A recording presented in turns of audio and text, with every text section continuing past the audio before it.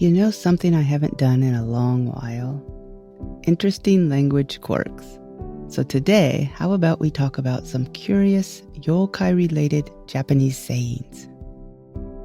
Now, I'll try to explain these in a way that's fun and easy to understand for listeners who are just at the beginning of their Japanese language studies, all the way up to more intermediate learners. And don't worry if you know zero Japanese, because they're all so fascinating you don't even have to know the language to enjoy them. For example, if you were in a group of Japanese speakers and someone told you that you were going to turn into a Tengu, one of those red-faced, long-nosed mountain goblins, what would they mean? Or perhaps those same friends advise you that you should do the laundry while the ogre or the oni has stepped out. What's up with that? Well, we'll cover those and a handful more in just a second. There are transcripts over on the Uncanny Japan website, so if you hear something and you can't rewind, or if you want to see what the kanji look like for certain phrases, the whole episode will be found there. Just go to the bottom of the short blog post introducing the show under the headline in bold titled Transcript.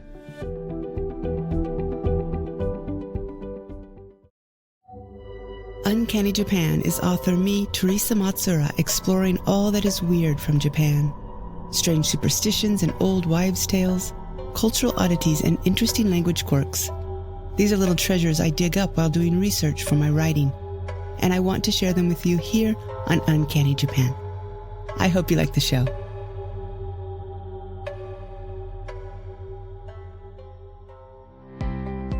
This episode is supported by Sonnet. Listening to podcasts shouldn't be hard, but so many podcast apps on Android are cluttered and confusing. With its modern, clean design and extremely user-friendly interface, Sonnet makes it easier for those on Android to discover new shows, listen, subscribe, and get notified of latest episodes. Best of all, it's free. Click on the link in the description to listen to Uncanny Japan on Sonnet. Hey everyone, how are you doing? Officially rainy season here, and it's very muggy, so humidity, frogs, and mold, that's what we've got. So I'll just dive right into today's show. Before we start though, these sayings, or phrases, or proverbs, are called kotowaza in Japanese. Our first kotowaza is Tengu ni naru, turn into or become a Tengu. I talked about Tengu back in episode 32 and 34. If you remember them, they are the tall mountain dudes who wear one-toothed geta shoes, ascetic Buddhist robes, sport a big old pair of wings, and have crimson-colored faces with long noses. So why would anyone talk about someone turning into a Tengu? Well, first you need to remember that in Japanese, to say someone is hana ga takai, literally having a high nose, means that someone is arrogant or prideful or just showing off. So kind of imagine someone lifting their nose at something because they feel they're better than that. Okay, now visualize a Tengu and imagine one of them lifting or turning their nose up at something. It's just a much more powerful and kind of funny image.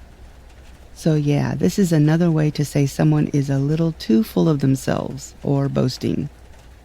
An example would be, if you compliment him too much, he'll become a Tengu, Tengu ni naru. So it's best not to give him too much praise. Or perhaps you're showing off because you've just aced your Japanese kanji test and you're going on and on about it. Your friend could say, "Careful, Tengu ni naru yo." Something like that. Let's move on to number 2. Remember, we talk a lot about oni here, and I hate to call them ogres or demons because those words conjure up different images for me. We know that an oni is bigger than a man, bigger than the biggest man. He's brutish, rippling muscles, fangs, horns. He carries a giant studded club and wears a tiger skin loincloth. Oh, and they also come in 2 flavors, red or blue. There are quite a few kotowaza using oni.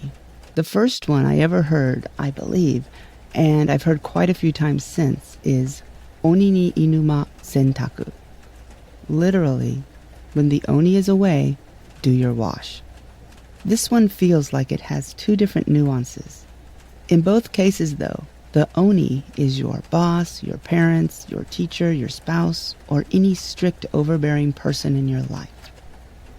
So one meaning of Oni no Inuma Sentaku would be similar to when the cat's away, the mice will play. When the Oni is gone, have fun. Or, in this case, do your wash. Actually, I learned that here, Sentaku refers to washing your emotions or your feelings, not doing actual laundry. It seems the second meaning is more about being able to finally take a breather and relax when some domineering jerk is gone for a little while. So the one I hear the most is Oni no Inuma Sentaku.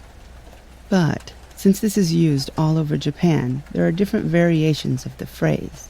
You might hear Oni no inu uchi ni sentaku, or Oni no rusu ni sentaku, or my favorite that I've never heard before, Oni no rusu ni mame hiroi. While the Oni is gone, pick up the beans. 3. Let's do another really common Oni saying. Oni ni kanabo. This time, our Oni is holding or being given a large iron club, a kanabo. So what does it mean? Here's another one that's fun to imagine. Simply, if you give an Oni, already this incredibly strong creature, a metal club, then you make it even stronger. Basically invincible, right? So Oni ni kanabo means someone or something or some situation becoming even stronger after being given something. It's easier to understand in an explanation. Let's say I was going to have a friendly competition with some friends. Something like who can make the best tempura. Okay, now I'm pretty confident in my tempura deep frying skills. But you come along and you offer to help. And you just happen to own the most popular tempura restaurant in town. Now, I felt pretty good about this competition to begin with. But if there was any doubt at all, it's gone, because you joined my team, and there is no way we can lose. Oni ni kanabo. I could say something like, thank you for helping out. Having you is like an Oni having an iron club. Just to reiterate, I'm the big strong Oni, made stronger by your help, and you're the metal club. Just a side note and a review, you and I might definitely Tengu ni naru if we win the competition. Number 4. We're still dealing with Oni. However, this one's weird. The saying is, Oni mo 18, bancha mo debana. Let me go for the feeling on this one. The first part, Oni mo 18. Even an Oni at 18 years of age is beautiful. The second part, bancha mo debana. Even bancha, which is not a very good or high quality tea, is delicious on the first brewing. So basically everything has its time. It's important to note that this is not praising someone. It's best to use it in a self-deprecating manner. You'd never ever use it towards someone else unless you were being mean. Oni are these vile, ugly creatures, but for a brief moment they are beautiful. Bancha is this really low-grade tea, but the first cup isn't so bad.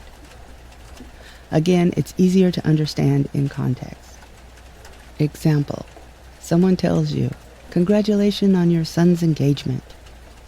Since your son is still living at home at age 46, you could say something like, yes, he's finally getting married. You know what they say, Oni mo 18, bancha mo debana. Let's move on to number 5. Here's another interesting one. And we're still talking about Oni. While I had never heard this before, all my Japanese friends had, so that's good. It means I'm not getting too obscure here. It's short, easy to remember, and a wee bit creepy. Okay, ready? Kiseki ni iru.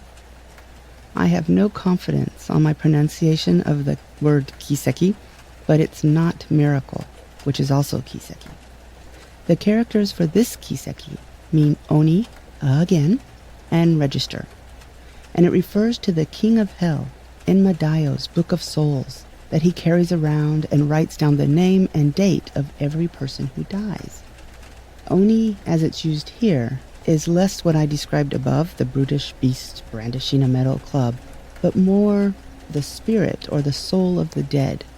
The word came from China and has older connotations. So when you say the phrase, kiseki ni iru, going into or becoming written down in the kiseki, the book of dead people, you're actually in effect saying that someone has died. An example might be something like, A says, "Saikin Tanaka-san ni awanai ne." Recently, I don't see Tanaka-san much. B answers, "So yo ne. Ano kata kiseki ni itta." Yeah, you're right. He's in the Oni Book of Dead People. I kind of imagine it as a Japanese version of something like pushing up daisies or buying the farm. And finally, my favorite saying, another one that was brand new to me. As a matter of fact, it was not only new, but it was so odd that I had to ask some of my Japanese friends, do they use it or had they ever heard it before? Some of them had, some of them hadn't. So this one might be slightly unusual depending on who you're talking to. But I think it's worth mentioning because it involves one of my favorite demonesses turned goddess. Let's start off with the phrase, osore irimasu. This is a very polite way of saying thank you or I'm sorry. It's one of those nuanced words like sumimasen, but more polite. You'll hear it a lot in more formal situations. Osore irimasu. My new favorite phrase is osore iriya no kishimojin. You'll notice it starts with osore iri, but the rest of it kind of blindsided me. I understood it, but I was like, why? Okay, follow me here. Way back in episode 5 of Uncanny Japan, I talked about Kishibojin or Kishimojin, the ogress who ate babies, then repented, then became a protector goddess of children and mothers, and the ensurer of safe childbirth. If you haven't listened to that episode, it's a riot. Anyway, that's Kishimojin, episode 5. So the phrase again is, osore iriya no Kishimojin. So why is she mentioned at the end of this phrase, and what does it mean? Meaning-wise, think of it as just a fun way of saying I'm sorry, like osore irimasu, but much more informal. The phrase is a part of a silly little chant by a man named Oda Nampo. He was a kyokashi, which if you look it up in English translates as a person who makes mad songs, but not quite. They're more like comical poems or chants. Now, there is a temple called Iriya Kishimoji. So what Mr. Oda did was he made this goofy little nonsensical chant, and in it he mushed together the osore iri and the iriya no Kishimojin, and thus the saying was born. Another one of my friends made a good point. She said think of it as a phrase like see you later, alligator. An alligator has nothing to do with anything. Anyway, it's a bit of a tongue twister, but it's fun to say and kind of goofy. Osore iriya no Kishimojin. I'm sorry. So that's all for today. I have been wanting to do something language related for a while now, and actually when doing the research for this one, I came up with a whole bunch more that I want to do, and I'll do a part 2 later on in a couple months, or earlier. Thank you for listening, and if you enjoy the show and you have the means, please consider supporting us on Patreon. For only $5 a month, you can become a real live kappa, and you can get a patron-only bedtime story, which is some Japanese folktale I've translated, retold, and recorded. Thank you, and I will talk to you again in 2 weeks. Bye-bye. Psst. Hey, do you like scary stories? Or maybe you don't do full-on horror, but enjoy a nice dark tale, something creepy involving Japanese folklore and superstition? Well, if that's the case, you can sneak on over to Amazon or wherever you like to buy books and look for my 2 short story collections, A Robe of Feathers and The Carp-Faced Boy. All you need to do is search for Teresa Matsura. Let me spell that for you. TheresaMatsura. Another place you can find me doing things is on Patreon. There, once a month, for my $5 and up patrons, I translate, retell, and record obscure Japanese folk tales. Some are dark, some are humorous, some are just weird. And lastly, another super sweet thing you can do is to write a review on iTunes. By doing this, you help like-minded people find Uncanny Japan. It's a little thing, but it means a lot, and it's a great big help. Thank you. I'm Teresa Matsura, and I'll talk to you soon.